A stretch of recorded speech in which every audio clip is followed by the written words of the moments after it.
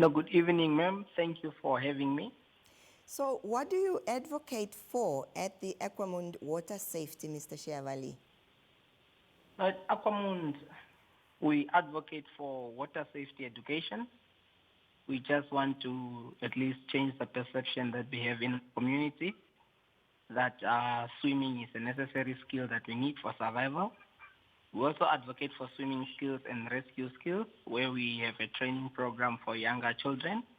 We also advocate for parental supervision. The parents should be very cautious when they are with little children around water. The reason why we do this is we want to prevent drowning and have a drowning-free nation. We also want to reduce that drowning risk, and that we should also do away with myths and taboos that are related to drowning, because we want to be a drowning-free nation. Because 80% of us have near drowning experiences, and these things are very traumatizing, and they can disturb us for a very long time as children growing up and even as adults. So, in my understanding, is that water is everywhere, and avoiding the water is the best approach towards protecting ourselves from drowning. This is why at Acquamund Academy we actually advocate that we need to engage with water so we can become comfortable in it and save more lives in the future. Do you have any planned initiatives for this festive season? Oh yes, ma'am. We definitely have a youth program. The cost is free for children from grade 8 to grade 12. We provide them with wetsuits. We teach them how to swim. We teach them basic rescue skills, things they must do when they need to assist somebody in trouble, how to spot dangers at water, and how to spot whether somebody is in trouble in water. We also supervise little children and that are taking part in swimming competitions, such as the Jetima, because not all parents are competent swimmers. So we actually provide that service so that we can supervise the children, because each child under the age of 18 is supposed to be supervised by an adult. And we also on standby just to help the local authority in case of mass rescues or recoveries. Our numbers are always available for them. Now, holiday makers will be sure to hit the beach. Talk to us about beach safety tips. Beach safety tips, actually, the first one is we need to protect ourselves. The basics is you must have an umbrella at least. You must have some sunscreen to protect yourself from the sun. You have some sunglasses just to protect your eyes also from the sun. And a bottle of water, not a bottle of alcohol, but a bottle of water, because dehydration can lead to dizziness, and dizziness can lead to weakness, which can eventually lead to drowning. And beach safety is everyone must respect the water equally, and we should never underestimate the water. And we must respect the ocean especially, because it's a bit more complex compared to other bodies of water. Children should not go to the beach alone, and parents should, by all means, teach the kids and tell them that they must not go to the beach, because a lot of young children pop up at the beach without parental supervision, and this is mostly common in boys that just come and play the whole day at the beach, and there are no parents there. And the next thing that we want to tell the parents is, please, when you're on the beach with your young children, please monitor the kids. From my experience as a lifeguard over the 7 years, I will encourage each parent not to be far, at least not to be further than 1 meter or 2 meters from the kids when the kids are playing at the water. Because it's very a sad reality that some children under the age of 10 or 14 or 15 will be playing at the water while the parents are basically just on their cell phones or having a chat with their friends, and no one is actually monitoring the kids. So maybe parents can have a chance of rotating who will keep an eye on their little children. And we must also avoid lying in the sun for too long, because like I mentioned, dehydration leads to dizziness and weakness. No alcohol on our beaches. That is against the law. It is illegal.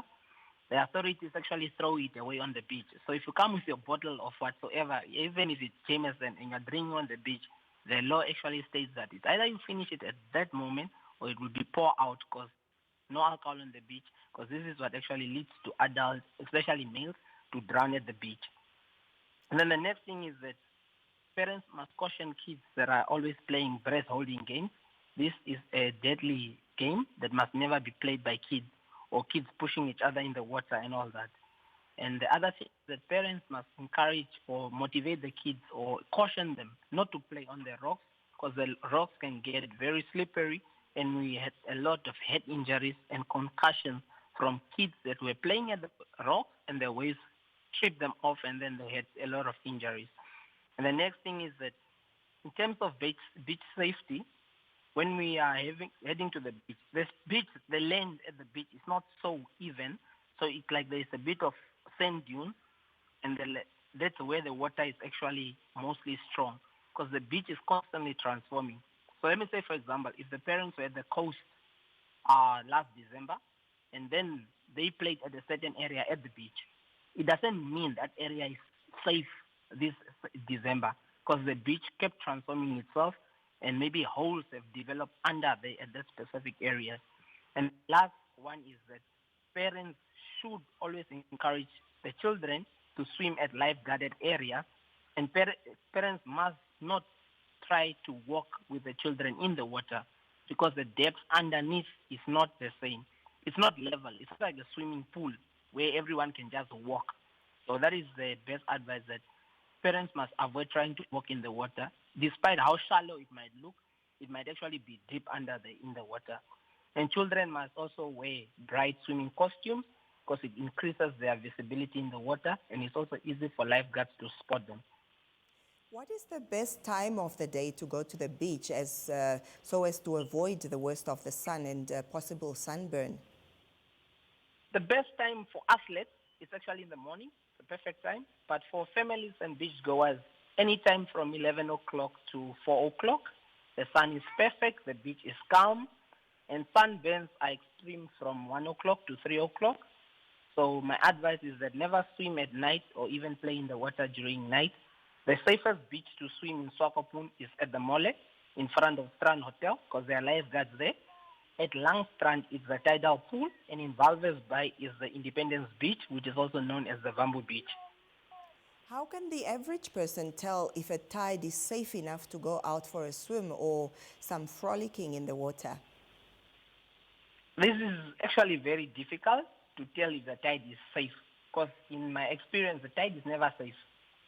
We mostly cannot even tell what is happening under the water, and the sea is not still water, so the water is always moving.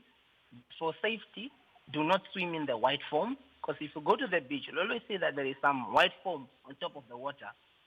So that white foam is actually an indication where the water is stronger because then it's where it's kept by the tide. But my advice is that avoid rip currents. It's very difficult to spot this rip current because the rip current is actually the opposite of the wave. The wave is what comes out. The rip current is what pulls the water back into the sea. Because the rip current is actually the way of the water back into the sea. And how do we spot this rip current? The rip currents are usually where the sand dunes are a bit shallow on the beach. And where it's higher, it actually means the sand is being deposited there. But at the lower side, it means that the ocean is much stronger there, and you don't want to find yourself in the valley of the sand dunes around the beach. You must always be at the higher side of the sand.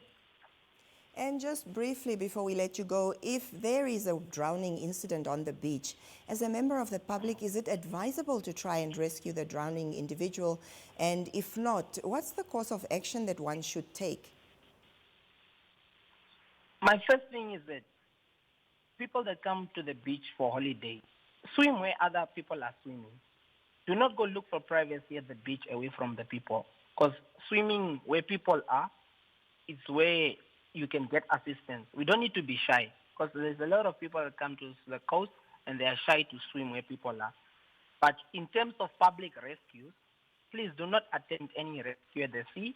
Even if you're a good swimmer in other water bodies, this doesn't necessarily mean you have the competent skills to rescue somebody because you need to understand the difference between a wave, how the waves are coming in, the set, the number of waves per set, and all these things can lead a rescue to be very difficult because it requires perfect timing. But it is even riskier to try and rescue an adult of the same height or the same weight. So, but for children, run as fast as possible as an adult. But before you run, at least maintain that 1 to 2 meter safe distance, because children actually drown where adults can stand, which is why we advocate for adults to be at least 1 or 2 meters away from the children on the beach, because children drown in shallow water.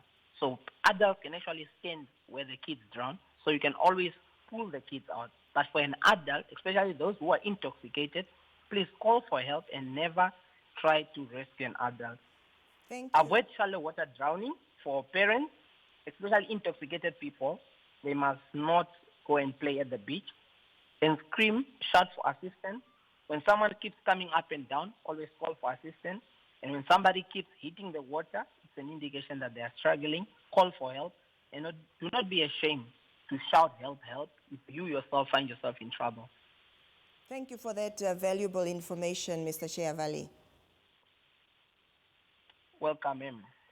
Well, of course, that is the founder of Acquamund Water Safety Namibia, Jonas Sheyavali, of course, talking to us about beach and water safety. It is very important, especially this festive season. And that just about